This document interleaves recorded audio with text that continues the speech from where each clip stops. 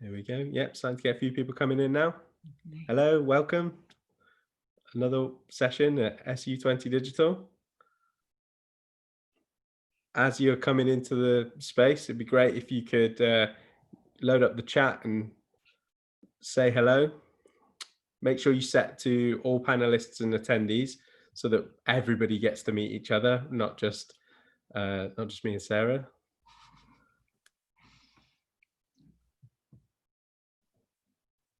And we'll give it a bit of time for people to come in before we get going. Brilliant. I'm sure people in here, well, hopefully they've had chance to see some of the other stuff that we've done through SU20 Digital. Hello, guys. There we go. There's a few people coming in. So you'll have heard a lot of this stuff already. But yeah, we are planning, we are recording the session so that if anybody can't make it here now or you have to leave, then there will be a recording so you can catch up and make the most of that. And that's going to be available from the SU20 Digital website. That'll be up shortly.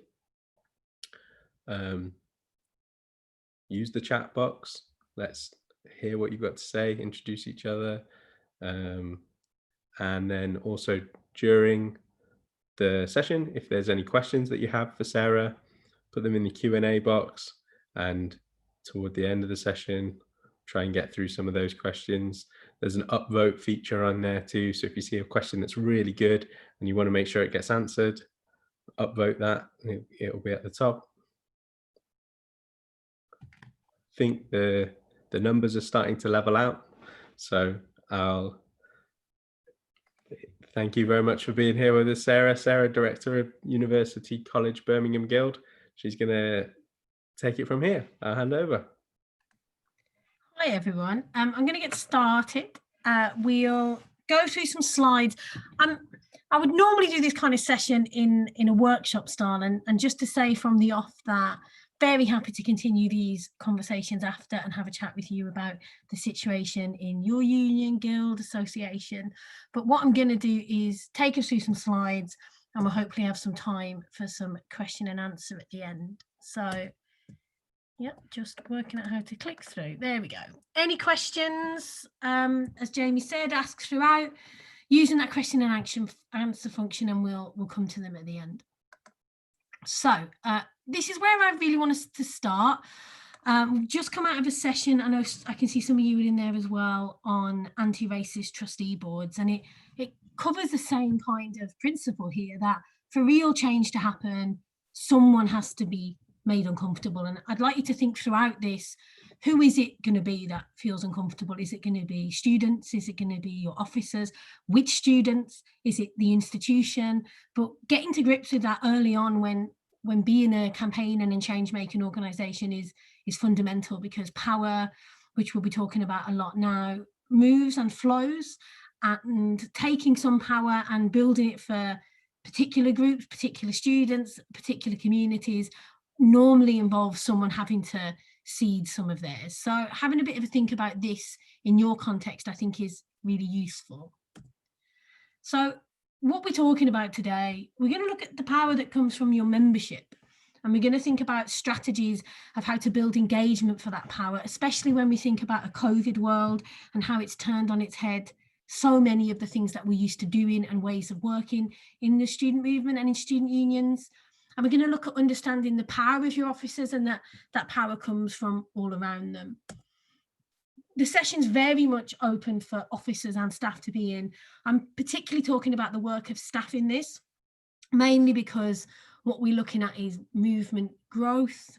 I'll talk about why I'm talking about both of those specific words in a second, but that doesn't mean it's applicable to officers and thinking about how your institution works. And I'm happy to look at things like campaign building separately. But you know, there's an endless amount of work that student unions do.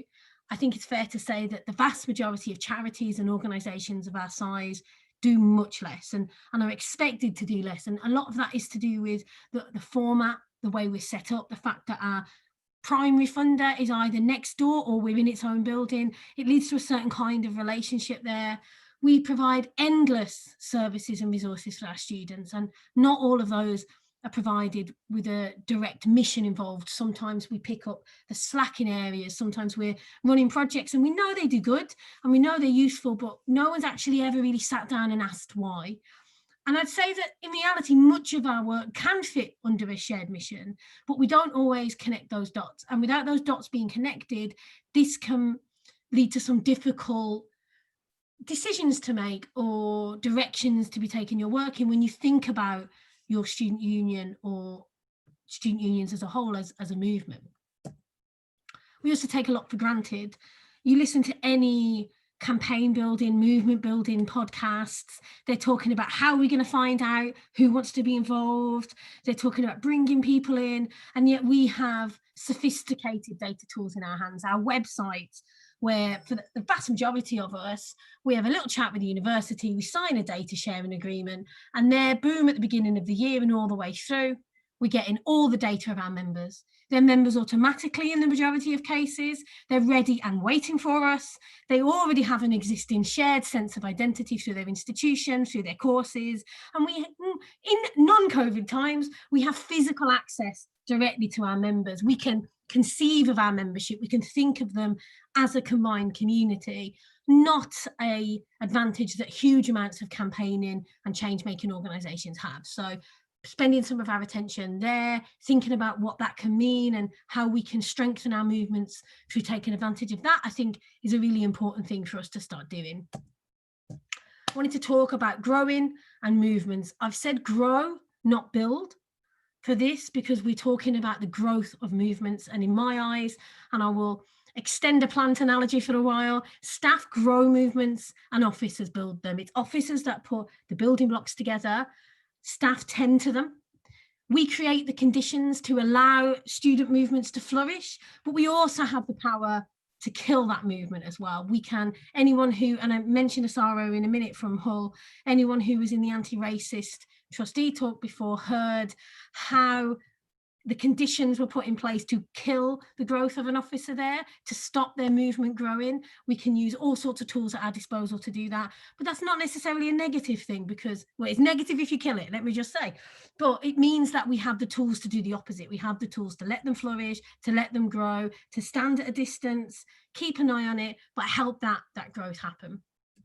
And I also say, movement, not campaigns. So campaigns are individual, discrete actions, you will run them, but movements are made up of lots of different actions. They're long-term, they're sustained, and they have grand goals and visions. And that's what we're talking about today. So I picked something really quickly and put it together. If you imagine that a big grand goal of our movement, whether it's you as an SU or the student movement as a whole, is making students' lives better, well, you can see some of these building blocks that go underneath it. And the first myth I really want us to think about is how sometimes we set these things against one another, that a student who's campaigning for better life for the Palestinian population is somehow at odds with the student who cares about the price of chips in the canteen. They're not at odds with one another. They can exist in the same ecosystem, and often, and we'll talk about pivoting in movements in a minute, they touch on, believe it or not, the same roots of inequality, the same issues that we're facing. If not being able to buy affordable food in the canteen means that you can't stick around on campus, that you can't benefit from being on a sticky campus, that you have to go home, that you can't build those connections with people. Suddenly something that people sometimes scoff at like that is fundamental to a student's experience. So I think a really important thing for us all to do is stop trying to connect together issues as if some are important, weighty, only matter to certain students, some are frivolous, some we shouldn't be doing because we're student unions. That's not what we exist to do, right? Having that theory there, having that thought about that bigger picture, I think helps us to stop some of those myths sliding in. So, a question for you, and you can answer this in the question box, and we can come to this as a bit of a conversation towards the end, but it's also for you, I suppose, to reflect on. Do you see your students' union as a movement? Feel free to answer, feel free to just hold it, have a think, answer at the end, or don't answer at all. But it's certainly one that I've been thinking about a lot. We talk about the student movement. It's a shorthand, right? But do you see your union as a movement? Do you see that that's how it operates, or do you see it as a different system? And if so, what might that be? Kind of assume you might because you're here, but so I'm going to talk to you a bit about UCB, UCB Guild, and the work that we've been doing recently. I will caveat this in we're very early days. In some ways, that gives us the opportunity to lay out the plan and the theory and the things that we're starting to work on. But I can't say I'm here to give you concrete answers. And actually, I don't think I could, because each institution is so different. But it does mean that perhaps our vision is a little clearer than 2 years down the road. So call me up then and I'll let you know how we've got on. But what's the problem we're trying to solve? So I'll start by telling you a bit about our students. We have a really large number of working class students. We're based almost smack bang in the middle of the city centre in Birmingham, and our students are not reflective of the national student picture, but they're certainly reflective of our city. We have over 40% BAME students when the national picture is about 15-16% at the moment, and the national statistics for BAME people similar, but that's probably closer to the statistics for a city like Birmingham. We are majoritively a vocational institution. We support students who are entering vocational careers, and again, they mainly undertake their work in Birmingham. And that covers quite an interesting spread of areas where we develop innovative new courses around marketing. We have management courses, but they're still very vocationally focused. And at the same time, that kind of rubs up against in an institution with one of the best catering colleges in the entire country. So there we often attract a much broader range of students from across the world, in fact, to come because they know of UCB's reputation. Our students are politically astute and they're aware about their lives, but they're lacking in mechanisms of power to influence. And this makes us a different type of institution than perhaps a Russell Group or a more established, more technical institution that has been around a bit longer, in that our students are viewed in a different way by our institution. They're viewed in a different way by society. We'll come on to that in a little bit. And these are the issues for our students. They might be the issues for your students as well. I'm certain some of them are. The big one, they consistently tell us how they feel treated like children. They're not respected as adults. Some of this could be a hangover from we originated as an FE college. Not that students in FE should be treated like that either, but it's a complaint they make too. And they have a market approach skewing their experience, and that gets picked up a bit in terms of who gets heard. All students are having a market approach skewing their experience, right? The need to get numbers in, the need to get students in means a lot of the attention of institutions is towards that recruitment cycle, not necessarily the quality of the experience to retain them. Although UCB is pretty good at individual targeted support, I would not say it's necessarily fundamental in its structures, and that's not really a dig at them. That's just the nature of education at the moment. There's an interesting one on a number of our students is that they're under individual pressure to be the one who breaks that cycle of generational poverty. They're the first in their family to go to university. The family's very proud of them. And so they feel an immense amount of pressure to be the absolute best at university, to be the best, despite the fact they're working 2 jobs and bringing up kids and supporting the family. And fundamentally, they smash it. They are phenomenal at it, but it creates a huge amount of pressure on them. And it leaves them to be particularly time poor as well. And then more broadly, like most students nowadays, they've been done over entirely by society. They're going to be poorer than their parents' generation. They're not seeing the benefits of hard work. They are at the whim of climate change. They don't know what the world's going to look like. We're in the middle of a global pandemic. They're not exactly getting the best cut of the deal, are they? And after they've finished, in a lot of cases, they're moving into careers with poor working conditions, catering, working in the airport, sports. So amongst their working environments, and that comes out in their placements, they're not moving into places that are organised careers in the way that perhaps other students are. So to me, the biggest standout issue is that no one cares about disappointing them. The university doesn't care about disappointing them. The guild doesn't care about disappointing them. Society doesn't, the police don't, the local authorities. In other institutions, you don't necessarily get that hand dealt to them. People do care, if not as individual students or as a group of students, the imaginary of what they will become later, future politicians, future lawyers, future leaders, imbues with it the ability to be voiced, right? And when we talk about student voice, our students have tons of voice, but what they don't have is the power that comes underneath that voice. And that's why that matters. It doesn't matter what we do. It doesn't matter what evidence we put together of their needs, of their wants, of their desires. We can produce phenomenally researched pieces of work based on what our students say they want. You cannot create systemic change if you can't move power. So the tools we've got at the moment isn't creating the change. We could detail every single piece of what our students want, but no force of will can change anything solely with student voice if your voices aren't respected and your voices aren't heard. So we have to create power, and we have to create power for these students. I've drafted out a bit of an engagement cycle I think picks up where UCB is at. I think it's similar for lots of your institutions, no matter what your student profile is. You take a student who isn't imbued with power, they try and change something. They get ignored, not listened to a little bit, not placated, just ignored.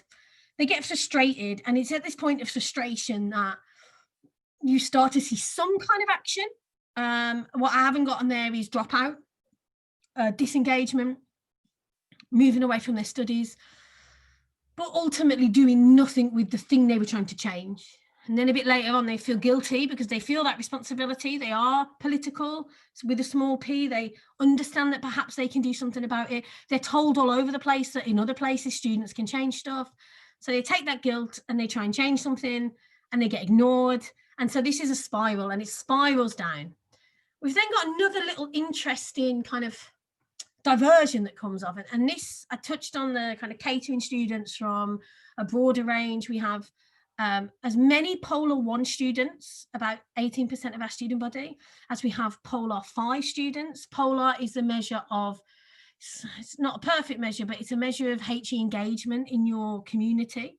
So while we have a concentration of working class students from the local area, we do have a good chunk of traditional institutional kind of students, and they tend to have come for our more elite courses. They know how to use their voice. Their voices are heard more often than not. So when they get frustrated, they kick off, and they kick off publicly. Often Facebook comments is a favorite. There's nothing wrong with that, but it's that disbalance of power between our students. When they kick off publicly, they do get some aspect of an immediate resolution, although it's not pivoted into any systemic change. So when a sports team complains that they don't have enough money for equipment because the university doesn't give the guild enough money, then they might get £2,000 thrown at them. So it gives an immediate resolution. It tones that down. But what it doesn't do is build student power, and it doesn't build the guild's power. So we've been looking at trying to change that, right? How do we break into that cycle? And so this is definitely our emerging mission at UCB Guild. We are in the process of creating our strategic plan, so don't quote me on it. But certainly what's coming out in our mission is that we are therefore and fundamentally there to build cultural and political power for young people through their experience as students at UCB, whether that's advocating with and for them in their education, which is the big fundamental chunk, but also their working rights, because as I say, we are a vocational institution. We have a lot of placements. We are working with industries. And so we can see that there's that potential to influence those industries through providing that those workers into it, and also shaping the wider communities. So many of our students are from the local area. They are disempowered in their communities. They don't get heard. They don't have a voice. Although they have it, it's not heard. So what's our role there in part of the bigger picture too is key in the conversations we're having. So how? Our student leaders will build a movement. And this is why we're talking about how you grow movements today. So the staff role in all this, and these are the three big things I'm going to talk through. We make the issues students face our collective problem. We give them the tools to move from presence to power, and I'll talk about what presence to power is in a minute. It's a fantastic way of looking at some of these issues that's come out of movement building in the US. We move students up the ladder of engagement. I know you'll have probably heard about that before, but we'll talk a bit about it in this context. And we provide students not only with an avenue to take action, but a pathway to win. We use theories of change. So let's start by talking about from presence to power. Presence comes in many guises, and student unions are quite rich in presence in a lot of cases, especially if they've got a good relationship with their institution. And presence can be external, in terms of external to the union, to the guild, within the institution. It can be external into the community, and it can also be about some of the internal changes we make. It can be retweets, it can be the amount of social media coverage you're getting. It can be that you create specific officer roles so that you have a representative function. So you're like, well, we're underrepresented in this particular demographic, say LGBT students, will create an LGBT officer. It can be a seat at the table in institutional meetings, or inclusion in things. Presence isn't bad or good, right? It's what you do with presence and how you're able to use presence that counts. And it can certainly be a lever towards power. So I wouldn't knock presence, but what we can do is mistake what presence is. And when we mistake presence for power, we think we've done something we haven't, because power is the ability to change the rules. And Rashad Robinson will talk about his work and his organization's work in a little bit. They're called Colour of Change, based in America. They're a fantastic organization, and so much in his thinking around movement building is worth looking at for student unions. Meaningful change is painful. You need to be willing to challenge structures, and it comes with pushback. And this is just one graph of the systemic problems that stop change: policies, practices, relationships and connections, power dynamics, back to that block grant conversation, that relationship with our institution, which can often be productive, very productive, but doesn't not have issues at points, right? But if you don't make the people who need to feel uncomfortable feel so, it's always going to be at the expense of those that you exist to represent. Because, as we said at the beginning, when power is shifting, it can hurt. And time changes everything. I picked the Labour Party, I'm a member myself. It says it's the party of equality, and yet it blocked gay marriage for a very long time because people weren't ready. Yet now, 15 years later, 20 years after these struggles, we loved gay marriage. It was there, never a problem, always there, right? Things that are hard, tasks that involve upset and struggle, they're celebrated as brave choices by decision makers 15 or 20 years later. And I want you to think about that, because the work we do now impacts what's going on with our struggles later on. And a great example just today, the provost of UCL: tackling sexual misconduct in universities isn't optional, it's essential. I'm sure we all agree. We've been saying it for 10 years, and yet it's taken 10 years for the provost to come out and write this article. It's a very interesting article, but as Hannah Sketchley of NUS points out, it doesn't mention the work that went behind it. It doesn't mention 6 years of work from UCL Union, of their women's officers campaigning, pushing and making that change. It doesn't mention Hidden Marks, which came out 10 years ago today, in fact. A huge piece of research that NUS undertook, the We Get It campaign from Manchester SU. I could cover this screen with thousands upon thousands of building blocks towards the point that we have senior leaders of universities writing what look like shared consensus across the sector that we need to do something about that. I'm not knocking it, it's fantastic that we've got to this place, but it takes struggle to get there. And yeah, it might suck that they don't acknowledge the struggle we've done, but really the goal is making that change, right? So just to point out, sometimes you might feel that you're pushing against a closed door. We can push it open, but power involves pushing and making that change. And you have a responsibility to move power. And we talked about the power to kind of quash and kill things before. You only have to, and I implore you all, if you don't already, to read Asaro's story. It's tragic and it makes you angry, but it's not unique either. And that's what makes it even worse. If you don't allow officers to make change, if you don't give them the skills, not the skills, the tools to do that, then they don't have power. And if they don't have power, you're taking advantage of them. And I really mean that. If you're going to create roles for disadvantaged groups, for disadvantaged areas, you best make sure you're finding ways to create power for those groups as well, because to move beyond visibility is the point. And tokenistic gestures that might be well-meaning but aren't imbued with powers cause pain and hurt. You take someone and you say, hey, we'll put you in this role, you can make a change in it, and then they hit a brick wall at every point they're trying to make a change. we really need to reflect on that as a movement. We have a responsibility to move power, or a responsibility to say, you know what, we're not ready yet. Let's do what's within our ability to, because you're involving real people in these changes and in these decisions. So another question for you all: if we're unwilling to support our officers to change the rules, then what power do they have? And that's one that I always think, especially when the officers want to change a rule I like. I'm like, okay, what's my role here? Should I take a step back and think, what's going on? How do we navigate through this?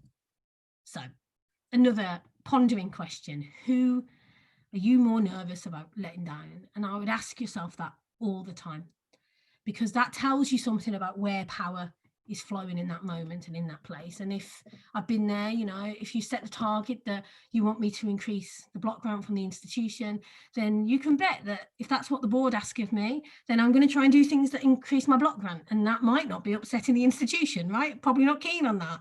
Probably not keen on it anyway. If I can get away with it, it gives me an easier life.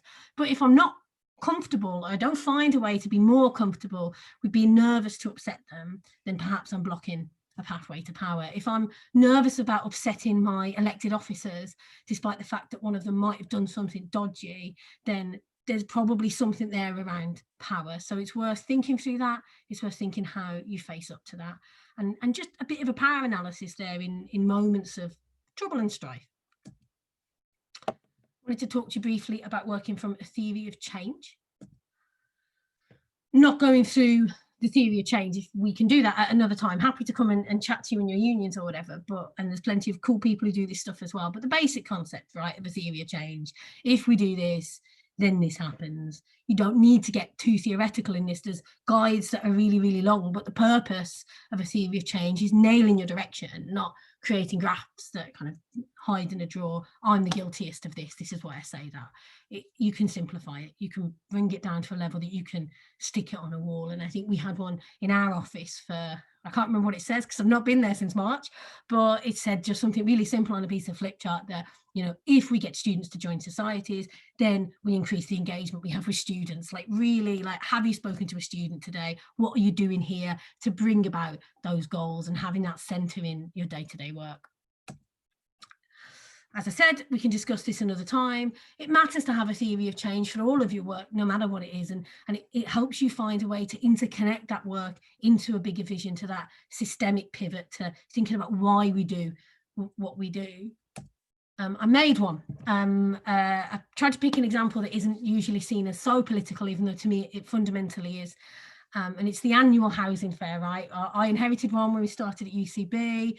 They come in, they have some stores, you get some housing providers, and there's a different theory that you can do. The same example of something can be a fundamentally amazing piece of work for your union, or it can be a bit naff, right? A demo is not just the perfect way to change the world if that demo isn't impacting some change. A petition can overturn everything, or it can get 7 million signatures about Brexit and it doesn't matter a damn bit, right? So it's about the right tools for the right situation. So, you know, the lowest on a Galaxy Brain, you do an annual housing fair, make some money.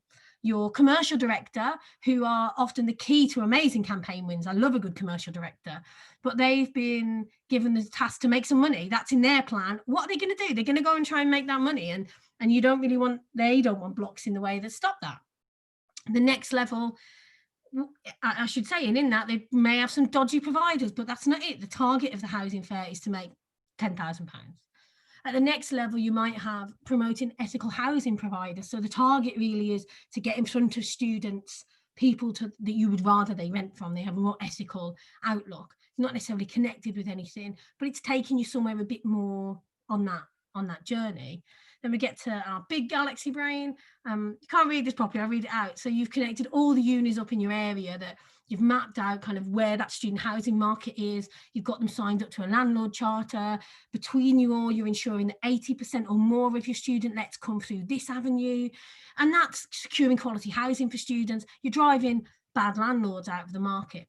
But there might be knock-on consequences of that, because if you drive them out of the student market, who's getting bad landlords, right? it's the rest of the city. So then big, huge galaxy brain, you do that, but it's across the entire city. You connect up with activists, people like Acorn, you connect up with the city council, and just together using the power of students, the power of the student movement, you drive out or increase the standards of housing. And all of that not necessarily comes from one annual housing fair, but all of that can be pinned around just one activity, or it can just be something you run to bring money in or to bring services for students. So I picked that to give an example of something that can be so different depending on the way you look at it and the way it's anchored into your work.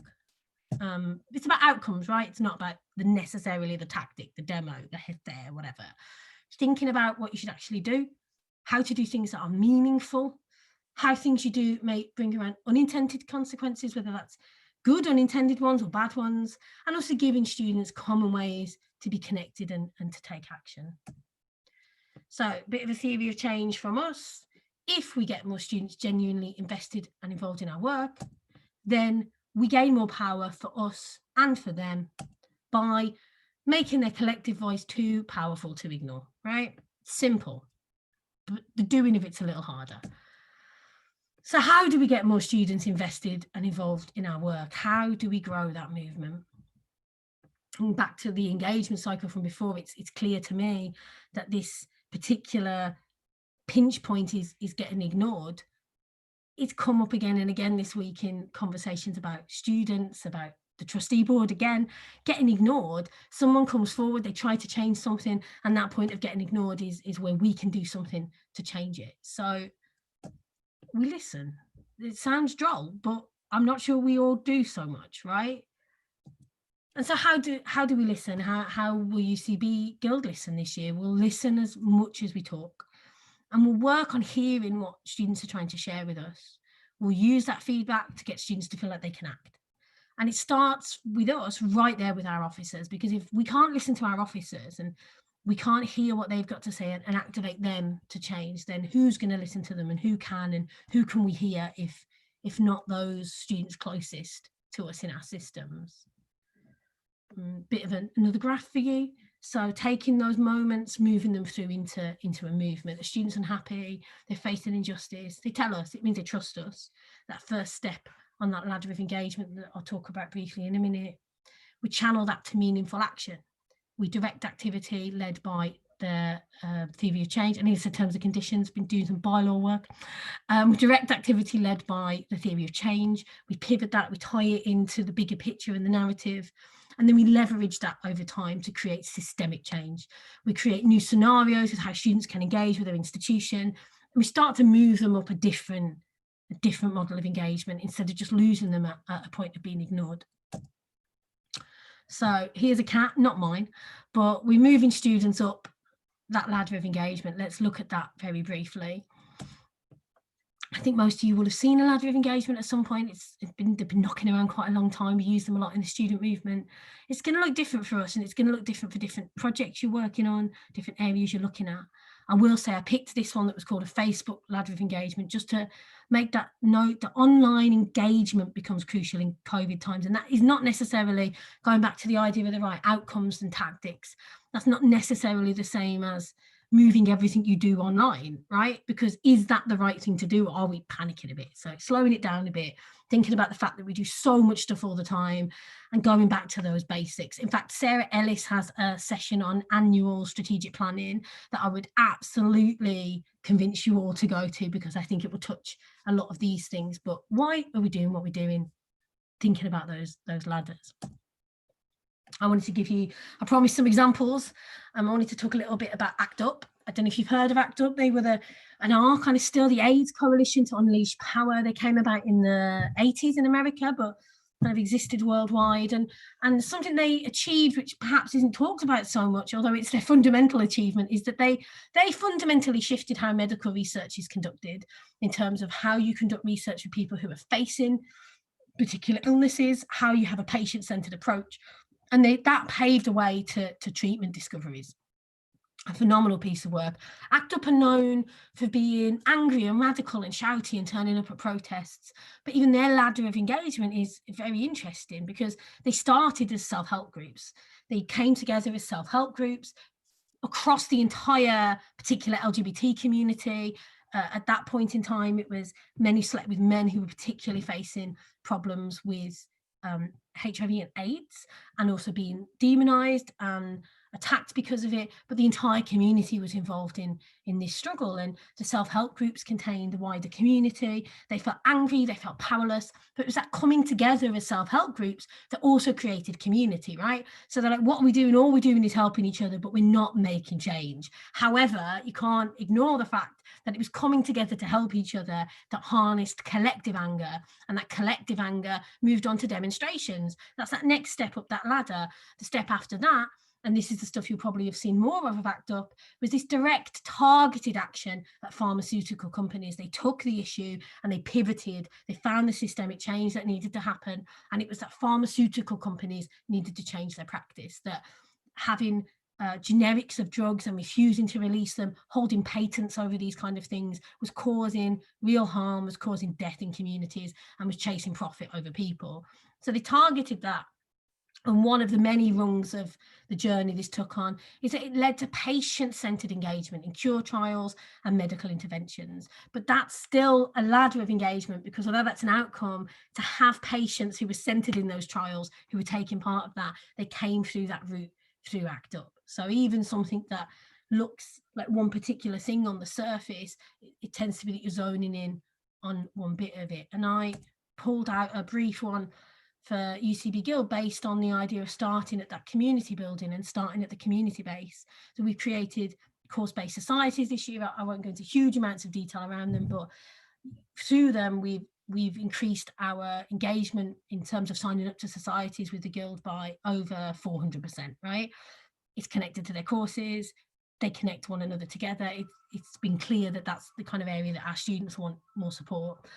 So our ladder of engagement here would be they join, and then they engage in something, and then they share something that's going on for them. We go back to that bit on the wheel, and then eventually they organise something. Each point on this ladder, it can't happen without our intervention.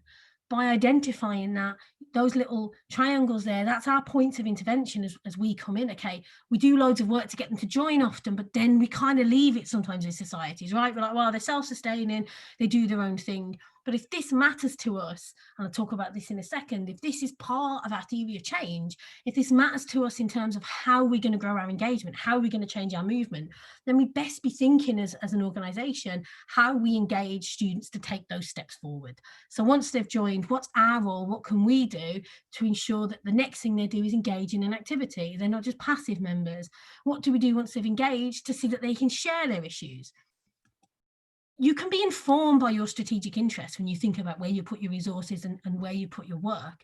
If course-based societies, as it says here, are fundamental to that theory of change, then it's okay to be more instrumental with them. We also support a ton of different recreational sporting societies to exist, and they matter, and they have a crucial place in that community building, and we would never stop supporting that to happen, but they serve a different function, and so we take a different operational approach to them. We don't have to have a one-size-fits-all model to the way that your students come together. I said a talk, I'm already losing my voice, not used to talking for so long, but I said a talk a bit about Colour of Change. They're the largest online racial justice organisation in the USA. They are absolutely fantastic and completely radical.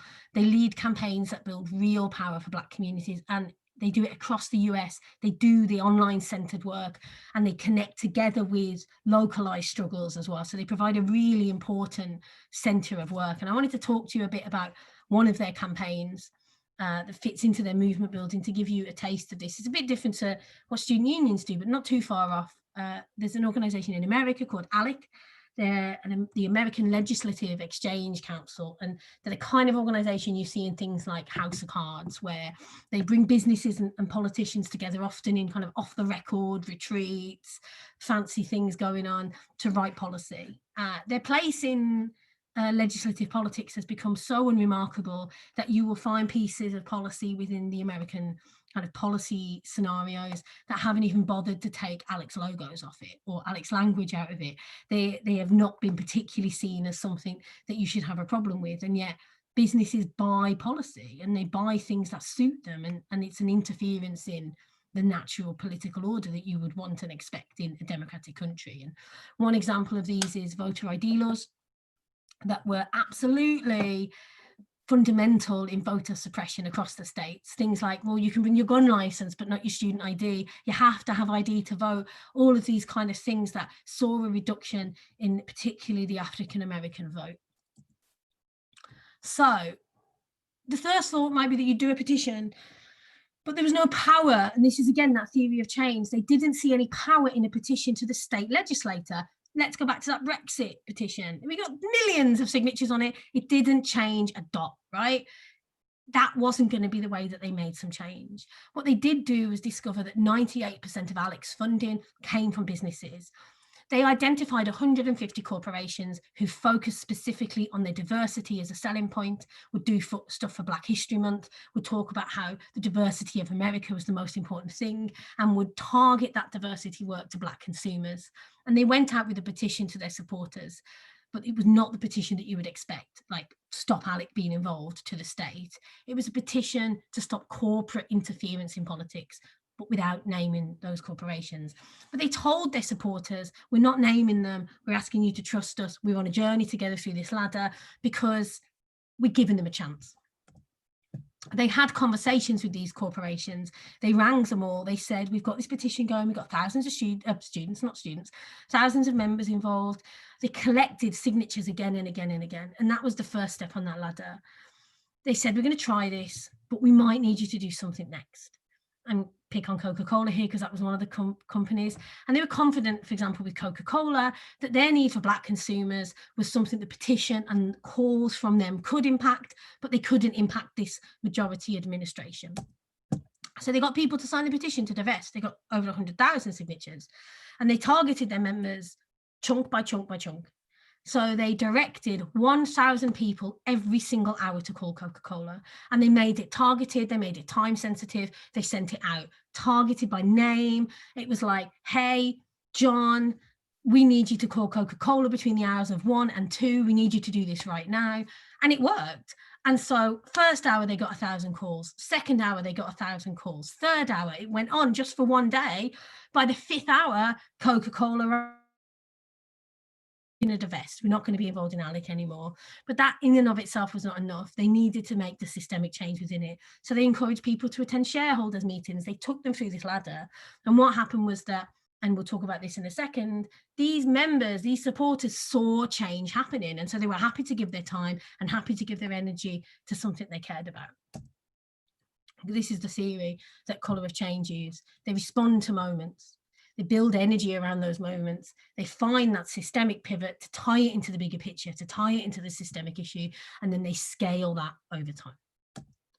So what does it mean for you? I've nearly finished talking, I promise. We're going to some questions.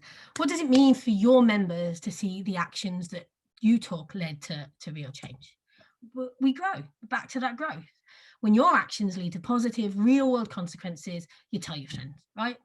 And the next time you've got more members to mobilise and they tell their friends. And that's ultimately the basis of movement building. I wanted to show you this little video. I remember it being on TV when I was a kid.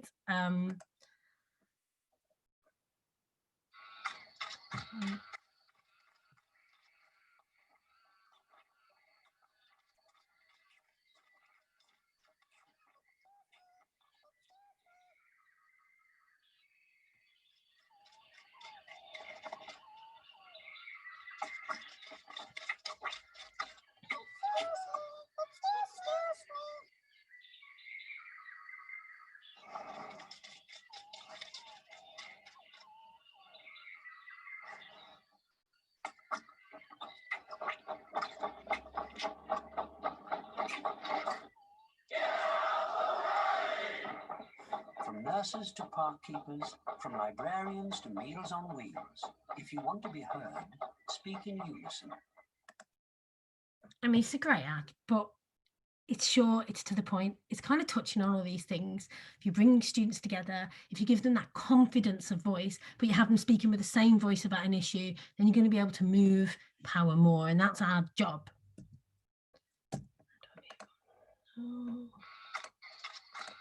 So back to our engagement cycle. This is what we want our engagement cycle to look like.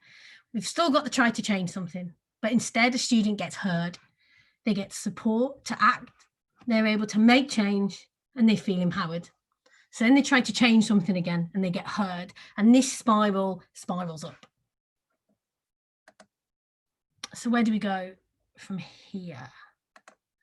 For us, as I said before, it's about local civic power too. Our students are from communities with very little civic power. It's all part of the same parcel.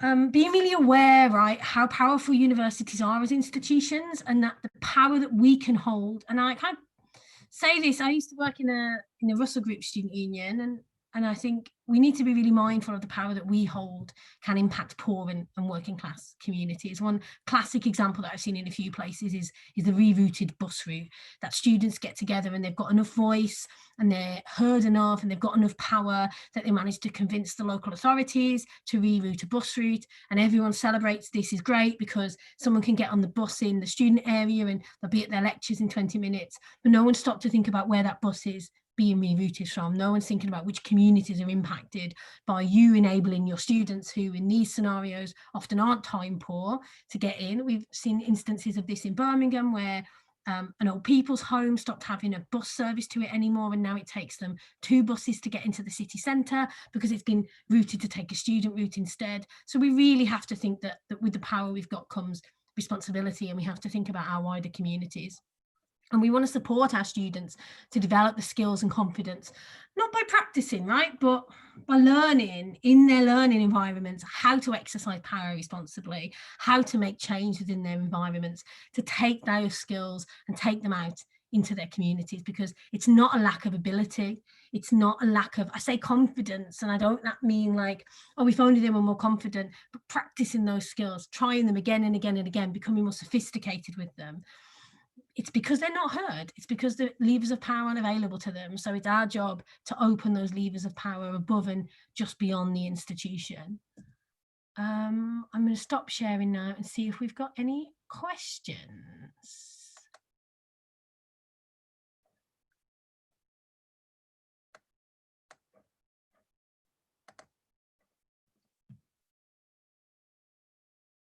So we've got, what happens if you offer an opportunity for students to be engaged and change things, but they don't show interest?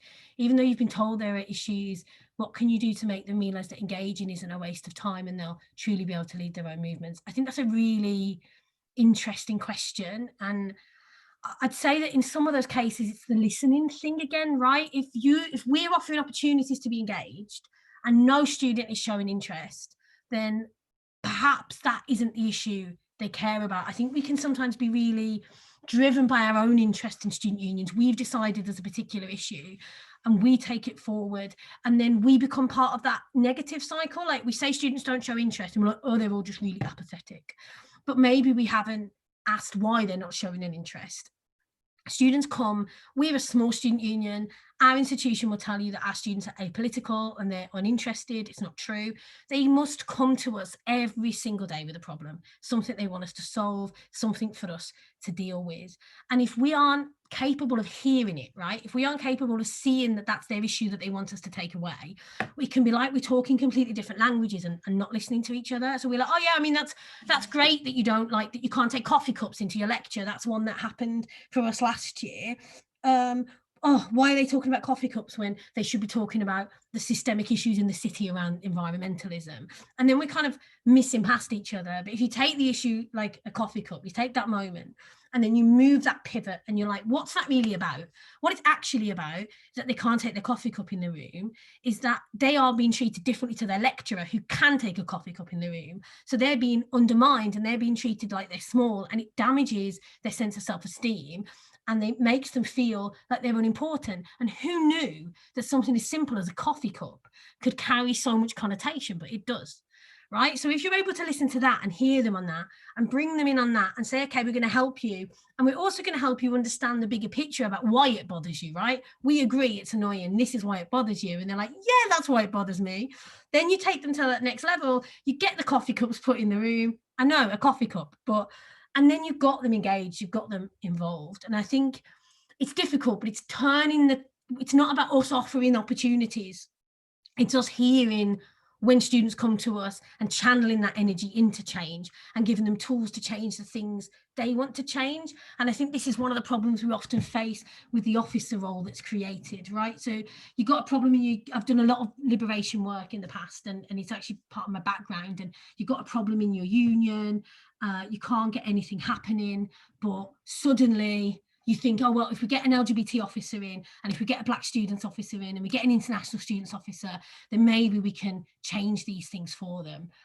And then you leave them adrift, and then they're not really engaged and imbibed in the bigger part of the union. And then you're like, oh, they didn't do anything. What a waste of time. It's because we're taking the wrong tool to tackle the answer. I hope that kind of answers your question. And we haven't got time for many more questions. Quickly on advertising opportunities, face-to-face, student to student is the one, right? Get your officers talking face-to-face to students every single day, because everything else is wallpaper, right? It's building those personal relationships, it's bringing people in, building your army of the engaged, building your leaders and getting them out, having those conversations, bringing people back in, having them enthused about a movement, I think is the main one. We get mature students tell us they're fine, they don't mind us doing the stuff we do, and it's just not for them. That's got to be okay as well.